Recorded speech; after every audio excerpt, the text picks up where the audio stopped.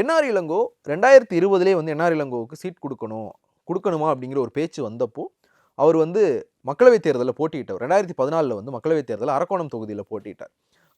அப்போ வந்து ஸ்டாலின் வந்து அவருடைய தலைமையில் நடத்தின ஒரு பெரிய தேர்தல் அது தோல்வியை சந்திச்சிருந்தது. ஸோ என்ஆர் இளங்கோவுக்கு வாய்ப்பு கொடுக்கணும் அப்படின்னு வந்தப்போ என்ஆர் இளங்கோவுக்கு வந்து நம்ம சட்டப்பேரவை தேர்தலில் வாய்ப்பு கொடுக்கலாம் அப்படிங்கும்போது இல்லைன்னு சொல்லிட்டு திமுக தலைவர் ஸ்டாலினே வந்து ஒரு இதில் வந்து என்ஆர் இளங்கோவுக்கான அந்த வாய்ப்பு வந்து கொடுத்திருந்தார். ஆனால் இப்போ வந்து என்ஆர் இளங்கோ மறுபடியும் மாநில அரசியலுக்கு வர்றாரு அப்படிங்கிற ஒரு தகவல் வந்திருக்கு. நீங்கள் திமுகவினுடைய இந்த பூத் கமிட்டி கூட்டங்கள்லாம் பார்த்தீங்கன்னா தெரியும். அது எஸ்ஏஆர் ரிலேட்டடாக இருக்கட்டும், இல்லை பூத் கமிட்டிக்கான அந்த பேசிக் கூட்டங்கள்லாம் பார்த்தீங்கன்னா என்ஆர் இளங்கோவுக்கு வந்து அங்கே ஒரு முக்கியமான இடம் வந்து இருந்துக்கிட்டே இருக்கும். அவர் தான் வந்து பூத் ஏஜென்ட்ஸ் பிஎல்ஏ டூ வந்து எப்படி ஒர்க் பண்ணணும் அப்படின்றதுக்கான அந்த ப்ரெசன்டேஷனை வந்து என்ஆர் இளங்கோ தான் கொடுப்பார்.